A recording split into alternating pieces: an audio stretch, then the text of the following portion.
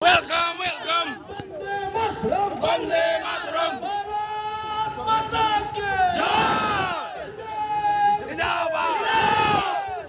CPIM কিংবা তিপ্রামথা কোনো factor নয় কৃষ্ণপুর বিধানসভা কেন্দ্রে, এমনটাই জানান এই কেন্দ্রের বিজেপি প্রার্থী বিকাশ দেববর্মা। শনিবার রাতে 29 কৃষ্ণপুর বিধানসভা কেন্দ্র বিজেপি দলের প্রার্থী হিসেবে বিকাশ দেববর্মার নাম ঘোষণা হতেই আনন্দের জোয়ারে মাতোয়ারা হয়ে ওঠে কৃষ্ণপুর বিধানসভা কেন্দ্রের মানুষজন থেকে শুরু করে বিজেপি দলের কর্মী সমর্থকরা। রবিবার 29 কৃষ্ণপুর বিধানসভা কেন্দ্রের বিজেপি দলের মনোনীত প্রার্থী বিকাশ দেববর্মাকে তেলিয়ামুড়ার প্রবেশদ্বার হাওয়াইবাড়ি এলাকা থেকে দলের যুব মোর্চার কর্মীরা সুবিশাল বাইক র্যালির মাধ্যমে স্বাগত জানিয়ে চাকমাঘাট স্থিত কৃষ্ণপুর মণ্ডল কার্যালয়ে নিয়ে আসেন। সেখানে তাদের পছন্দের প্রার্থীকে কাছে পেয়ে অনেকটাই আপ্লুত হয়ে পড়েন বিজেপি দলের কর্মী সমর্থকেরা। বিজেপি দলের প্রার্থী বিকাশ দেববর্মা তাকে প্রার্থী করায় প্রধানমন্ত্রী, প্রদেশ সভাপতি এবং মুখ্যমন্ত্রীকে ধন্যবাদ জ্ঞাপন করেন। তিনি জানান, অন্য কোনো দল এই কেন্দ্রে ফ্যাক্টর হবে না, এই কেন্দ্রে বিজেপির জয় নিশ্চিত। খুবই খুশি, একদম মোদিজির আশীর্বাদ আছে, নাড্ডাজির আশীর্বাদ আছে, আমাদের মুখ্যমন্ত্রীর আশীর্বাদ আছে, যিশুদের আশীর্বাদ আছে, পুরা জনগণের আশীর্বাদ আছে, সারা ত্রিপুরার আশীর্বাদ আছে। আমাদের জিত হবে, জয়ের ব্যাপারে কতটুকু আশা একদম করেন? 100% জিত হবে। আমাদের সাইডের মধ্যে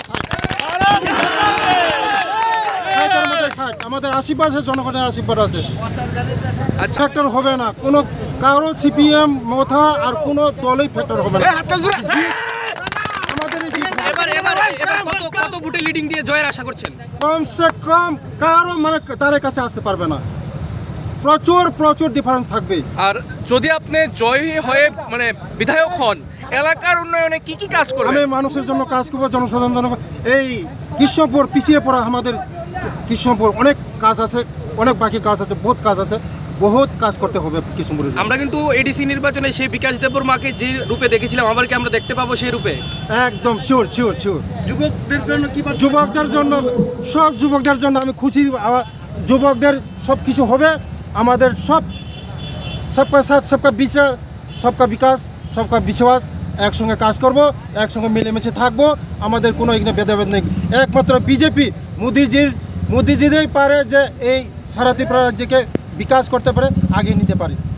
এদের বিজেপি দলের অনেক পুরানো কর্মীরা ফের মনোবল চাঙ্গা করে ঘর থেকে বেরিয়ে আসে। এতে মুহূর্তের মধ্যে চাকমাঘাট স্থিত মণ্ডল কার্যালয়ের সামনে কিছু সময়ের জন্য জনপ্লাবন দেখা দেয়। এদিন চাকমাঘাট স্থিত মণ্ডল কার্যালয়ের সামনে থেকে বিজেপি দলের কর্মী সমর্থকেরা এক পদযাত্রা অনুষ্ঠিত করে।